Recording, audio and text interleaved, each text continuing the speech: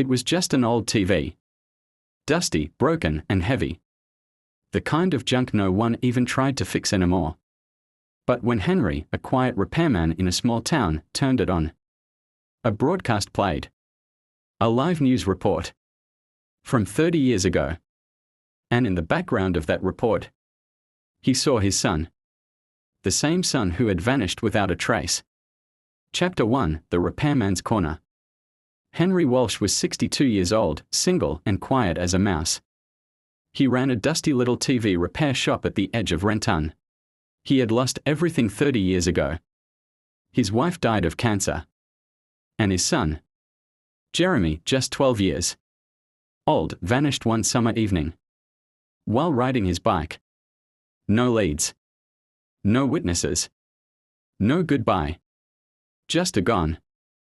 Henry stopped talking much after that. He lived with the pain, soldering circuits during the day, crying at night when no one could hear. But life, as it does, moved forward. Until one rainy morning changed everything. Chapter 2, The Customer in the Rain. She was an old woman. Her hands shook as she carried the wooden frame TV into the shop. It was at least 40 years old, real dials, cracked screen, thick glass. Looked more like furniture than a television. "Can you fix it?" she asked. Henry squinted. "That model hasn't worked since Reagan." "Why fix it?" She stared at him with glassy eyes. "It belonged to my husband. He passed last week. I just want to see if it still works." He hesitated, then nodded. "Leave it here." She smiled. "There's something special about that TV, Mr. Walsh. I hope you see it too." He didn't think much of it. Just another repair job. He wheeled the TV into the back and started working. Chapter 3, The Signal That Shouldn't Exist. That night, after hours, Henry tinkered with the set. Tubes, wires, solder. It was nostalgic. He hadn't touched a piece like this in years. He plugged it in. And to his shock, it turned on. But what played on the screen didn't make sense. A live news broadcast. A reporter standing in front of the Renton courthouse. But the cars. The clothes. The date on the lower third of the screen. June 14, 1994. Henry's hand trembled. This can't be you. Then something froze him. A group of kids rode past in the background. And one of them was Jeremy. Same freckles. Same cap. Same bike. It was him. Chapter 4, The Hunt Begins. Henry didn't sleep that night. He replayed the footage over and over. Tried to record it, but nothing saved. The signal would vanish if he looked away too long. And it only played on that old TV. Was it a trick? A cruel joke? Or something else? He opened the TV again. Found a tiny circuit hidden in the back. Old, unfamiliar. Not part of any model he knew. He marked the street from the news footage. It was a back alley near the courthouse. A place Jeremy used to go with friends. Next morning, he limped there. Found the alley. Found a rusted manhole. He remembered a rumor kids used to explore tunnels under the town years ago. Heart racing, Henry pried it open. And climbed down. Chapter 5, The Tunnel of Secrets. The tunnel was cold. Damp.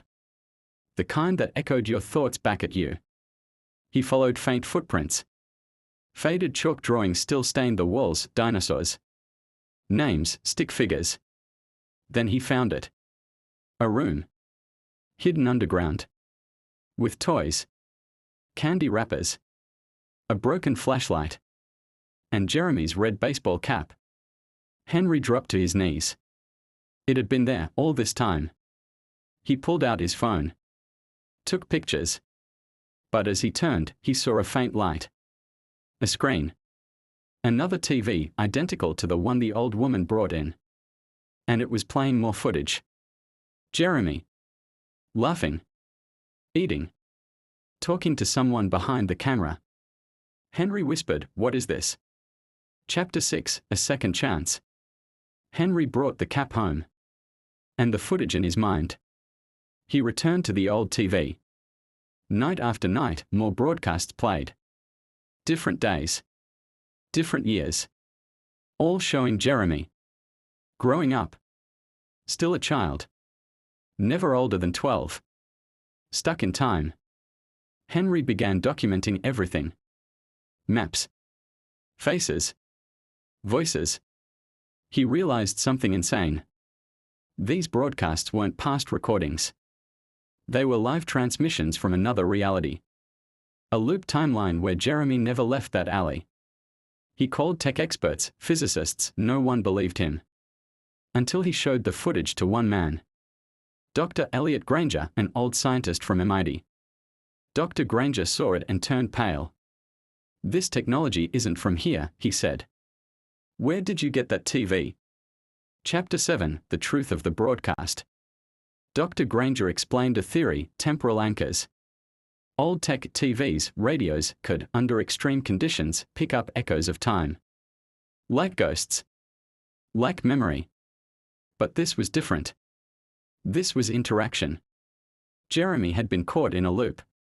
A pocket of time preserved by a machine that shouldn't exist. Only way to reach him. Enter the loop. Henry stared at the screen. "I'll do it." Dr. Granger warned, "You might not come back." Henry nodded. "I lost him once. I won't lose him again."